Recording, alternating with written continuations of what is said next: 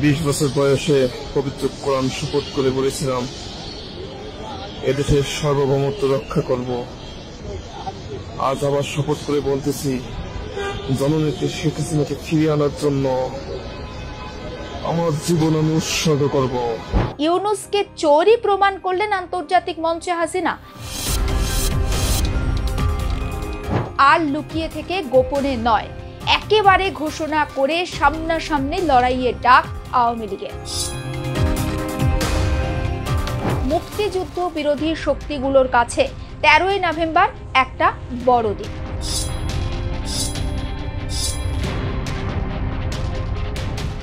তবে সাজা যাই হোক না কেন, হাসিনা কিন্তু আর হাত গুটিয়ে বসে নেই বা বসে থাকবেন না।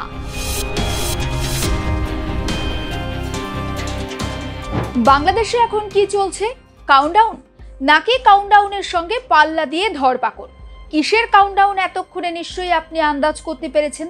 আর কাদেরই বা ধরপাকড় করা হচ্ছে সেটা বুঝতে আশা করি আপনার অসুবিধা হচ্ছে না বা হবে না।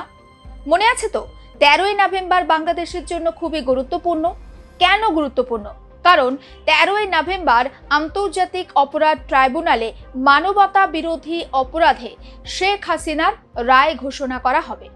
আবার 13ই নভেম্বর ঢাকাতে লকডাউনের ডাক আওয়ামী লীগের, অর্থাৎ ইউনূস এবং তার সঙ্গী সাথীদের কাছে, বা বলা ভালো মুক্তিযুদ্ধ বিরোধী শক্তিগুলোর কাছে 13ই নভেম্বর একটা বড় দিন।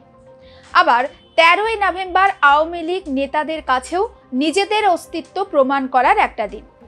10ই নভেম্বর থেকে পথে নেমে মাটি কামড়ে পড়ে রয়েছেন আওয়ামী লীগের সমর্থকরা। 13ই নভেম্বর সমস্ত মানুষকে একেবারে বাড়িতে থেকে নীরব প্রতিবাদের আহ্বান জানিয়েছেন তারা। 13ই নভেম্বর বৃহস্পতিবার পড়ছে, 14 এবং 15ই নভেম্বর যথাক্রমে শুক্র এবং শনিবার। ওই দুদিন বাংলাদেশের সবকিছু ছুটি থাকে, ফলে স্বাভাবিকভাবেই বন্ধ থাকবে সমস্ত সরকারি অফিস আদালত। তাই আওয়ামী লীগ সমর্থকদের ধারণা 16ই নভেম্বর অর্থাৎ রবিবার থেকে 20শে নভেম্বর বৃহস্পতিবারের মধ্যে যে কোনো একটা দিন সাজা ঘোষণা হয়ে যেতে পারে শেখ হাসিনার। আওয়ামী লীগ সমর্থকেরা খুব ভালো করেই জানেন আন্তর্জাতিক অপরাধ ট্রাইব্যুনাল শেখ হাসিনাকে ছেড়ে কথা বলবে না। শেখ হাসিনার চূড়ান্ত সাজাই তারা ঘোষণা করবেন। কারণ ইউনূস এবং তার সাঙ্গপাঙ্গদের উদ্দেশ্য হাসিনাকে গোটা বিশ্বের সামনে চূড়ান্তভাবে অপদস্থ করা। ফলে ইউনূস ও তার সহযোগীরা ক্রমাগত চেষ্টা করবে হাসিনাকে ফাঁসি কাঠে চড়াতে। ইউনূসরা যখন হাসিনাকে নিয়ে তার সাজা কি হবে সেটা নিয়ে ব্যস্ত, ঠিক তখনই বাংলাদেশ সেনার অন্দরে গোপনে একটা বড়সড় পরিবর্তনের ইঙ্গিত পাওয়া যাচ্ছে। সেটা অবশ্যই আপনাদের বলবো, তবে একটু সোমবারের দিকে নজর রাখি। সোমবার থেকে বাংলাদেশে আওয়ামী লীগ সমর্থকদের মিটিং, মিছিল, প্রতিবাদ সভা শুরু হয়েছে। আওয়ামী লীগ নেতৃত্ব তাদের এই কর্মসূচির কথা কিন্তু আগেই সমাজ মাধ্যমে জানিয়ে দিয়েছিল। 13ই নভেম্বর ঢাকার মানুষকে বাড়িতে থেকে অসহযোগ আন্দোলনে সামিল হওয়ার কথা বলেছেন আওয়ামী লীগের সমর্থকেরা। সাধারণ মানুষকে একত্রিত করে ইউনূসের বিরুদ্ধে প্রতিরোধ গড়ে তুলতে চাইছে হাসিনার দল। অর্থাৎ আর লুকিয়ে থেকে গোপনে নয়, একেবারে ঘোষণা করে সামনাসামনি লড়াইয়ের ডাক আওয়ামী লীগের।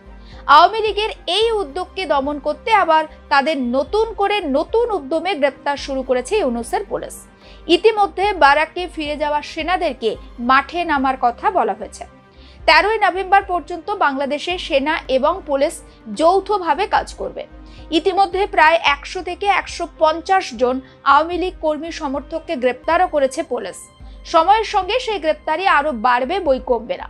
তবে ভয় পাচ্ছে না কিন্তু হাসিনার সমর্থকেরা। যেমন জানা যাচ্ছে 10 থেকে 13ই নভেম্বরের মধ্যে যমুনার আশেপাশে প্রায় 1 লক্ষ গ্যাস বেলুন ওড়ানোর একটা পরিকল্পনা ছিল আওয়ামী লীগ কর্মীদের, যদিও সেটা বানচাল হয়েছে।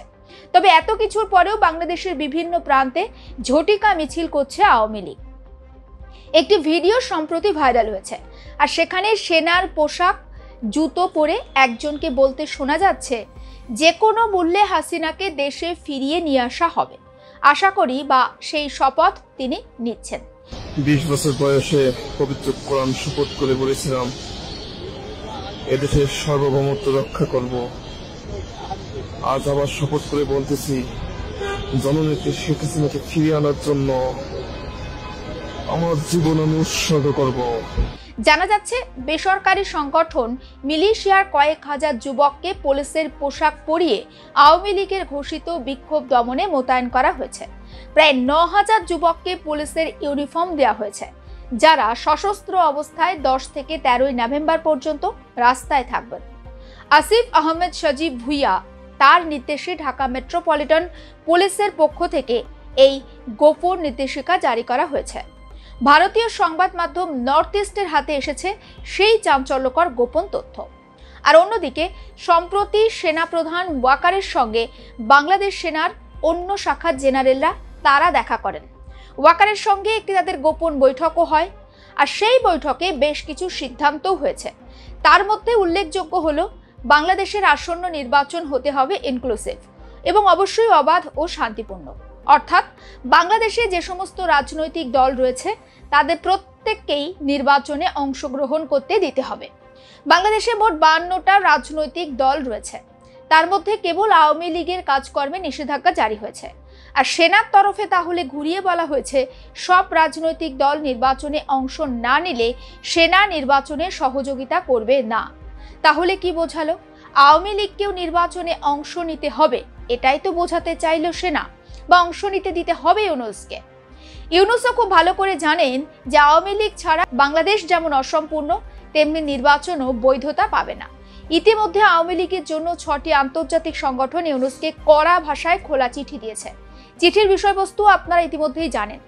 এই আবহে বাংলাদেশ সেনাও নিজেদের মধ্যে বৈঠকের সিদ্ধান্ত নিয়েছে নির্বাচনের সমস্ত রাজনৈতিক দলের অংশগ্রহণ বাধ্যতামূলক করতে হবে ইউনূসকে, না হলে সেনা সাহায্য করবে না নির্বাচনে।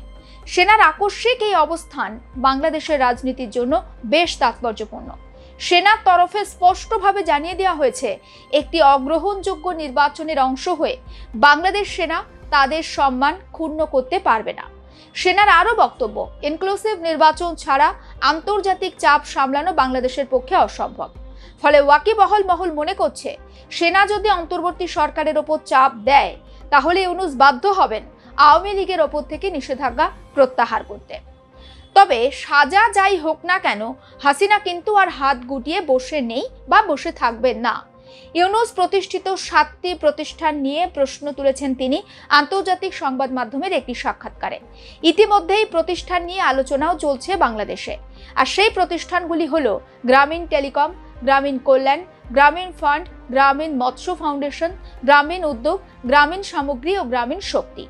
এই প্রতিষ্ঠান কখন কি উদ্দেশ্যে তৈরি হয়েছিল, এই সমস্ত প্রতিষ্ঠানের কাজই বা কি, সম্পদের পরিমাণই বা কত এই প্রতিষ্ঠানের, এই সমস্ত প্রশ্নগুলো হাসিনা একেবারে সুচারুভাবে সাক্ষাৎকারে তুলেছেন।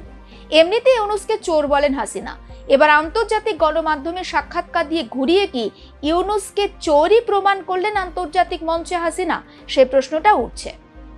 ঠিক কি হতে চলেছে বাংলাদেশে, নজর রাখবেন কিন্তু আর প্লাস নিউজ ডিজিটালে।